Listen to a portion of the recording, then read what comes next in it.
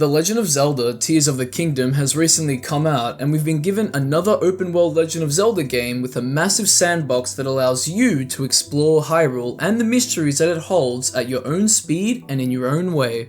It's a lot of what made Breath of the Wild great, but remixed to feel fresh. There's new abilities, new ways to fight, new enemies, a new story to discover, new areas to explore, and much, much more. So as a longtime fan of the series, it's a treat, and I know that so many of you also feel the same way I do. But it doesn't mean that the game is perfect. It has its issues. They're mainly performance issues, but yeah. Basically, I wanted to talk about the good and the bad that the game offers. Almost like a review. I got lost in the tutorial section and it took me a while to get through it all, so yes, I would say that I have that game journalist touch in me to talk about the game. I've also played a lot of it since release as well. I haven't really explored the story content though and everything that offers, so I'll leave that for a future video once I've completed the game and have gotten around to doing everything. And then I'll make a video about Age of Calamity because Tears of the Kingdom has reignited my distaste for the foundations of this game's story and other aspects. Anyway, I'll be keeping things mostly spoiler-free, from a story perspective, which also means that I'll avoid some things shown in trailers too, since they sort of ruin a few surprises. And if you end up enjoying the video, why not hit that subscribe button? I'm really close to hitting 50,000 subs, so that would be nice. I'll be doing a sunflower iceberg at that milestone since iceberg charts are what kick things off for me. But without further ado, let's get into it.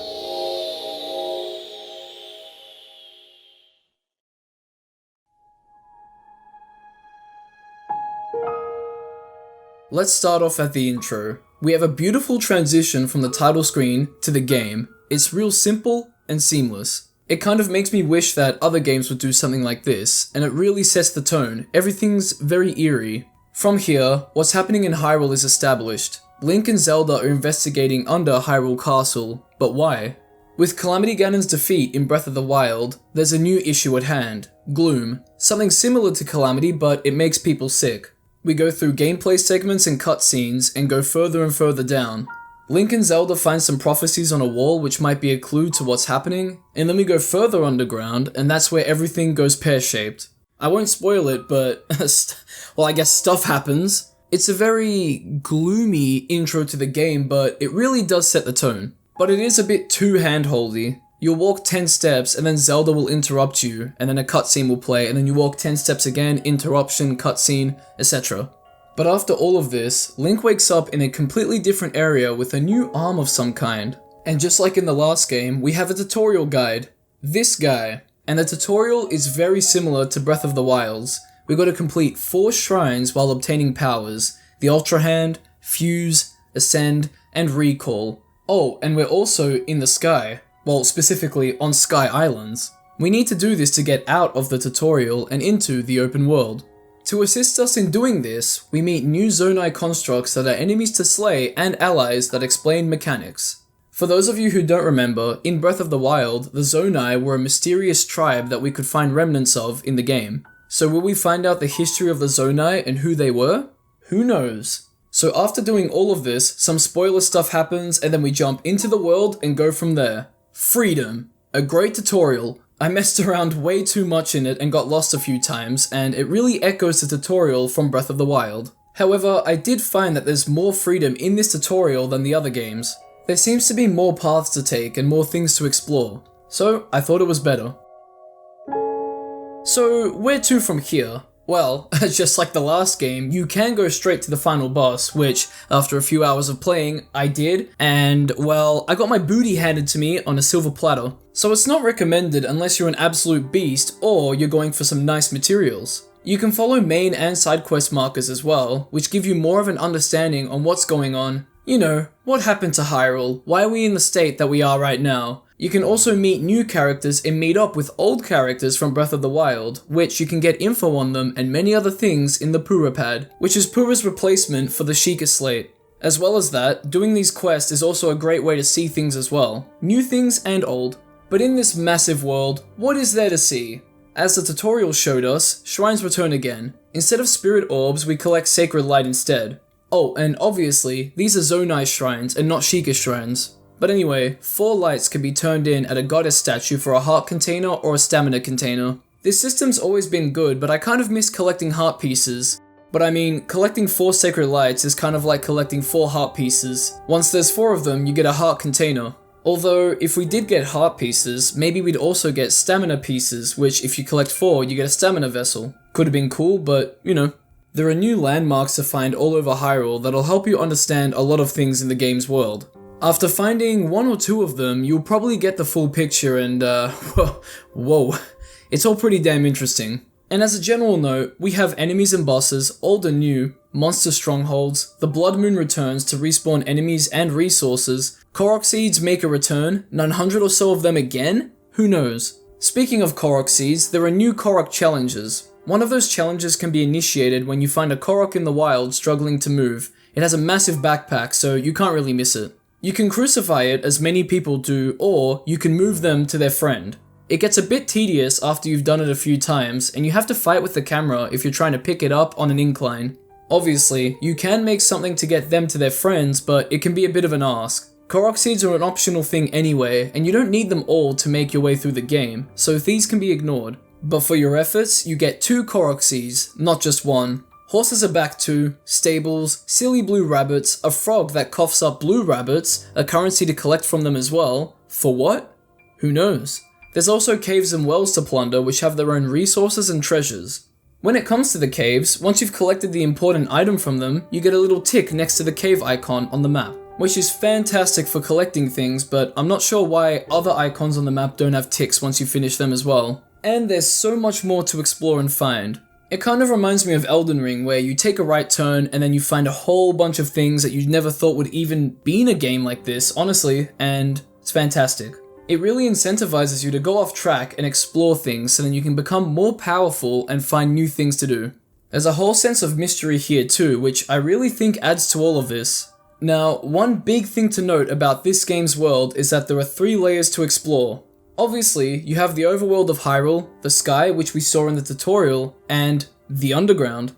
So, firstly, the sky is small but purposeful. Zonai puzzles and challenges are up here for Link to take part in, and they're pretty rewarding and worth your time to find. You're rewarded pretty nicely for doing this stuff. Sky exploration is good as well, using Zonai devices, but it does have its issues. The game really wants you to explore the Sky Islands in chunks rather than in one go. I say this is the case because they're awfully spread out, which sucks if you want to explore it early, but pacing never killed nobody.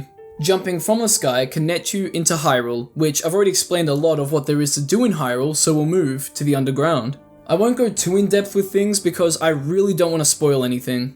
This whole part of the game is one thing you really need to just experience for yourself. So basically, to go underground, you need to go through one of these massive chasms spouting gloom.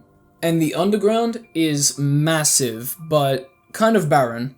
Compare this to the Sky Islands, where there's not a lot of islands, but they're very purposeful. There's a bit of a contrast. I won't explain what there is to see and do down here, but just know that enemies are gloomed up. Lighting is also very important down here. You can use big and small bright bloom seeds to light up places. You can do this by attaching one to an arrow and shooting it, or by throwing one. Yep, that's right, materials can be thrown now, which I really like. But now that you know about the world, how do you go exploring it? Well, for starters, you can use your abilities. The Ultra Hand. It's used to connect objects together. Doing this with Zonai objects creates mechanical masterpieces that go hand in hand with the game's physics engine. Fuse allows you to fuse materials with weaponry to create powerful gear. It also visually changes how your weapons look, and a lot of the designs look pretty nice. You can also fuse materials to arrows to power them up, or give them special properties like elemental damages or homing capabilities. Ascend lets you traverse surfaces vertically to get to the other side. Useful for when you're in a cave and want to go up and out of it. And then we have Recall. Use this on an object and you can reverse its movements. A manipulation of time, which is great for puzzles and makes me nostalgic in some ways for my favorite game of all time, Majora's Mask. So the powers are similar but different to their Breath of the Wild counterparts. Remixed, if you will. They're really fun to use too, and there's just so many creative ways you can use them as well. So you can use all of that stuff, or you can walk, climb, and run everywhere, or you can ride a horse. That's right, horse riding returns. Are you surprised? No one is. And as a bonus, your horses from the previous game return. And I was very happy to see my stable of legends return.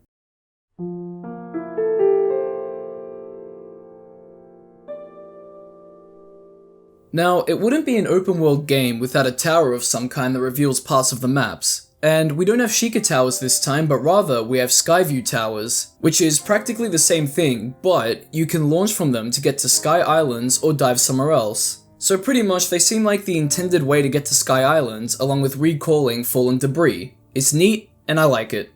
Obviously, weather makes a return too, creates some gameplay variety, like wearing certain gear depending on if it's too cold or too hot. Overall, rain and slippery ice is still a terrible weather condition for traversing the lands, but is there a way around this? Who knows? And as a more general point, Hyrule's overworld is remixed. There's that word again. It feels familiar, but brand new. You'll find familiar places from Breath of the Wild, and sometimes some Easter eggs around them. There's more to Hyrule now, and I know I've used the word remixed before, but remixed. It's all completely different, like I've never been here before, but, you know, we have.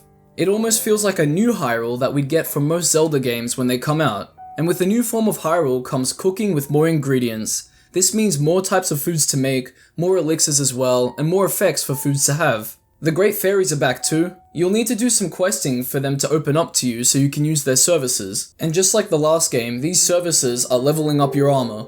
Oh, and just like in Breath of the Wild, the Great Fairies are as suggestive as ever. Speaking of armor, old ones return and a lot of new ones have been added to the lineup. There are some new armor traits as well. Overall, the way you can use armor in this game and the way they all look is fantastic. It helps to create different styles of play, with some armor being more efficient in situations than others. For example, you have climbing gear for climbing, ice-resistant gear for the snow, and many, many more. Oh, and of course, weapon durability is back. I wouldn't be the first person to say that it's a controversial system, however, it has more meaning now and fits better into the game. And that's because of the fuse ability. See, most regular weapons are incredibly weak now because they've decayed. So to play around this, you need to fuse materials to weapons to make them strong. It also creates more uses for materials dropped from enemies, as I always found myself personally having way too many materials in Breath of the Wild. This issue is also further ridden away thanks to being able to fuse materials to arrows, which is why I think the weapon durability system is better now, since it has more reason and purpose. Now we'll move on to combat. Just like Breath of the Wild, it's pretty much a carbon copy. Simple and a bit underwhelming. Well, that is if you play simply. And by simply, I mean just spamming your sword attacks. The fun of it comes from using what you have and the environment in the encounters you face. With how much freedom you have, you can do some nifty things, and there's also new materials to mess around with. Bomb flowers, for example. I love bomb flowers, they're just so powerful. Other things include the new Zonai devices, which sometimes need to be recharged before using again. So you can mash them all together, or you can fuse them to your weapons.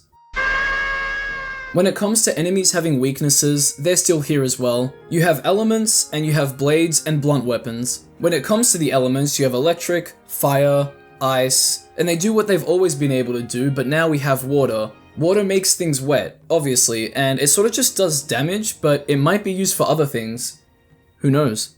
When it comes to blunt weapons, they can be used on enemies like stone taluses and for mining. But what's new is that some enemies have armor indicated by yellow health bars and what they're wearing. This armor needs to be destroyed to do actual damage to their health bars, which can be done with blunt weapons or explosives. It's a nice little inclusion. The game's HUD is pretty much the exact same too for combat and going around Hyrule. The game's controls are the same as well, but new things have been added for new features. Which is not the best thing since the last game's controls were already complicated enough, and this game seems slightly more.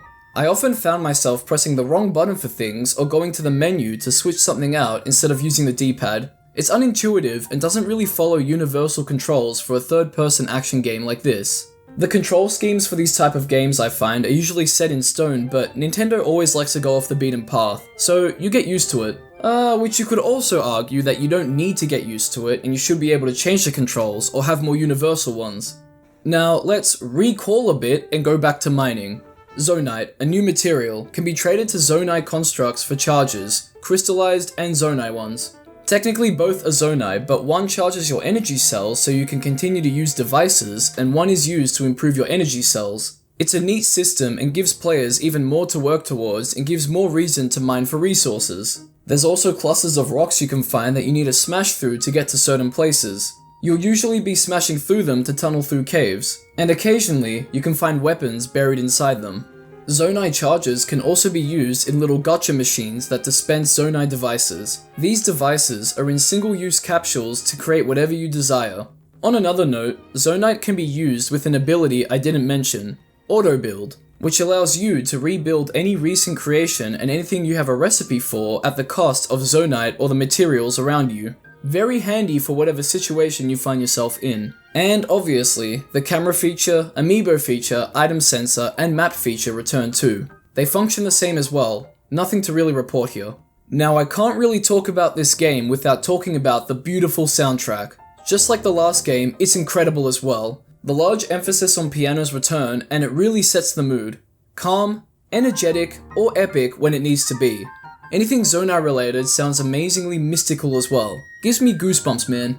The sound design is phenomenal too. Everything just has its place and sounds good. There's just so much polish and passion put into the music and sound effects. And that's the world. The top, the middle, and the bottom. It's like a great hamburger. The middle, the overworld, is the meatiest and juiciest part of it all with all of that good stuff. The Sky Islands and underneath Hyrule are the buns that piece the burger together. But it's not just any sort of burger buns, no. These are brioche buns lathered in sweet sauces. And now compare this to Breath of the Wild, which is like a beautiful Pokeball. So much variety in one dish sprinkled around it, but now we have layers. We have a burger. Now I'm hungry. We can't get too distracted because you have to know, how does the game run? Is it an improvement over Breath of the Wild? No. The game still runs at what seems like a consistent 20 or so frames a second. It's so jarring, especially when going from that game to a game that runs at 60 plus FPS. This is especially true when there are too many effects on screen like fire, wind, or just too many objects or enemies on screen. The frame rate just tanks. New game, same issues. And why is that? Well, the Switch isn't very powerful, but regardless, the graphics hold up pretty nicely. They play to the Switch's strengths, or would you call it its weaknesses? They don't look bad at a distance because they're blurred nicely. The cell shade look is really doing a lot of work as well. So overall, everything just looks so damn nice for the most part, especially when it comes to character designs. However, some weather effects can make the game look gluggy and sludgy, but honestly, I sort of forgot that I was even playing on an underpowered console. And then the frame rate dipped and I was reminded of that. So if that's not a massive compliment to the art style of the game, then I don't know what is. When it comes to the game's glitches, things seem to be in check for the most part, just like the last game, and what I mean by that is that it's really hard to find one during normal gameplay. So if you're just playing the game and doing things normally and not purposefully screwing around with things, then it'll be fine, but if you're really going out of your way to do glitches, just like in the last game, then you'll find them. And Nintendo's been really quick to patch some glitches that really exploit the game.